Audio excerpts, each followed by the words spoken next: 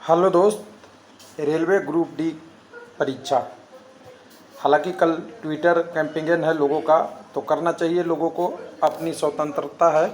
और मेरे तरफ से उनको बधाई कि आपके कहने से एग्ज़ाम रेलवे लेना शुरू कर दे। लेकिन यहाँ पे एक परफेक्ट बात करेंगे कि रेलवे ग्रुप डी परीक्षा 2021 के लिए एसएससी एमटीएस ग्रुप डी और C exam plus junior engineer exam का डेट शेड्यूल आ गया है। इस डेट शेड्यूल में रेलवे ग्रुप डी के लिए सेंटर नहीं छोड़ा है। कब?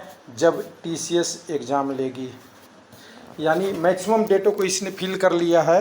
तो अब क्या पॉसिबिलिटी बनता है, group D exam ECA change होगा या अभी परीक्षा नहीं होगा या इन बिटवीन परीक्षा दोनों होगा, इसी पे डिस्कस करेंगे। लेकिन हम सबसे पहले चलेंगे डिटेल में।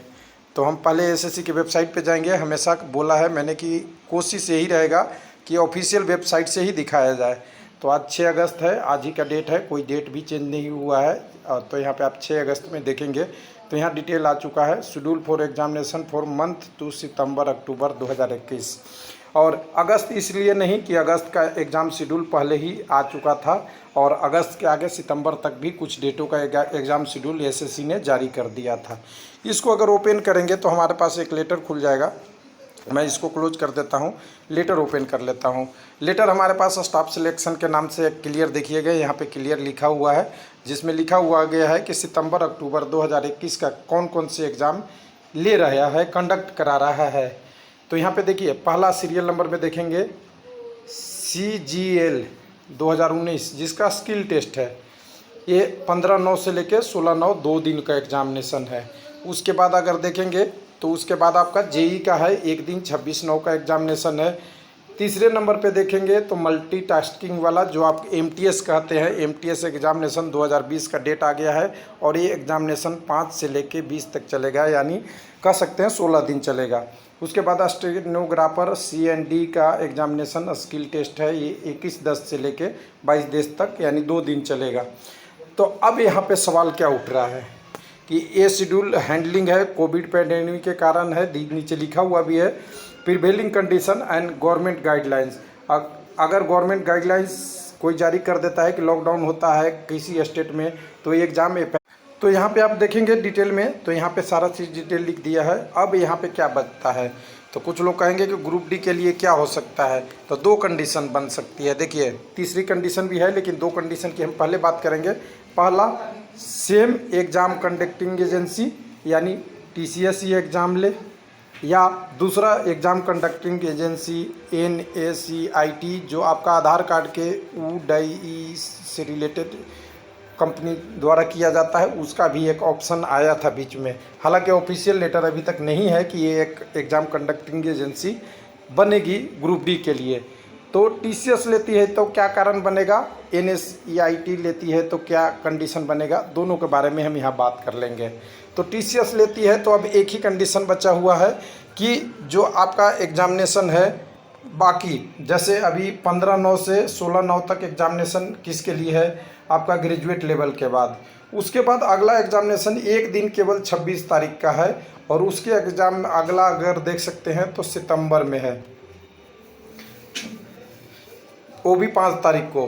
तो यहाँ से अगर 16 से सितंबर तक देखेंगे तो यहाँ से 10 से 12 दिन का एक स्लैब मिल सकता है ग्रुप डी के लिए TCS को, जो एग्ज़ाम ले सकता है।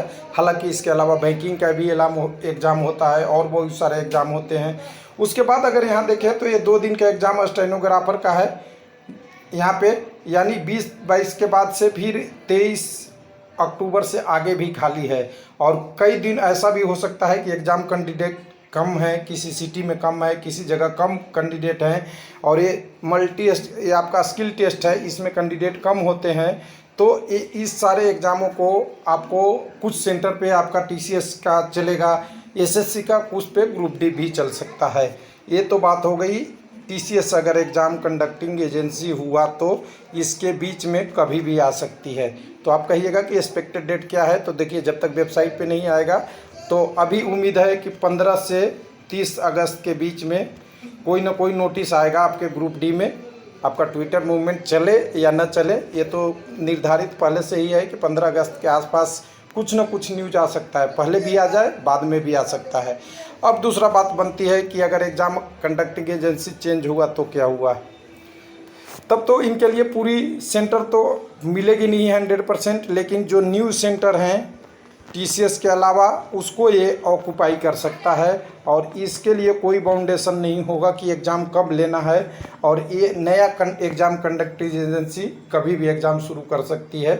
लेकिन आप ध्यान दें कि आज तारीख है 6 तारीख और 6 अगस्त है। कोई भी एग्ज़ाम से 15 दिन पहले नोटिस लगभग आती है। तो आप देख सकते हैं 20 अगस्त तक तो कोई पॉसिबल ही नहीं लगता कि कोई एग्ज़ाम होगा। यानी अगर अगस्त में हुआ तो हुआ, नहीं तो आपका सितंबर में से पहले एग्ज़ाम नहीं दिख रहा है पॉसिबल, ये तो क्लियर है। तो एग्ज़ाम कंडक्टिंग एजेंसी और सेम ECA के बारे में दोनों में हमने डिटेल में एक एक चीज़ को बात कर लिया है। अब यहाँ पर बनता है कि अगर ECA चेंज हो गया तो एग्ज़ाम का पैटर्न चेंज होगा। कुछ लोगों को समझने का चेंज हो गया, क्योंकि सब लोगों ने आज तक TCS की पैटर्न पे एग्ज़ाम की प्रिपरेशन कर रखा है, तो आपका ECA चेंज होगा तो उसका एग्ज़ाम पैटर्न चेंज हो जाएगा। दूसरी पैटर्न क्या होती है कि एग्ज़ाम में लेवल भी बहुत चेंज हो जाते हैं, पैटर्न के साथ साथ लेवल भी, क्वेश्चन लेवल बहुत ईजी या बहुत डिफ़िकल्ट हो जाते हैं। तीसरी कंडीशन लोग कहते हैं कि इसमें गलत या अनफेयर लोग ज़्यादा हो जाते हैं जब ऑथराइज या अनऑथराइज छोटे कंडक्टिंग एजेंसी करती है, TCS इस पे कंट्रोल रखती है।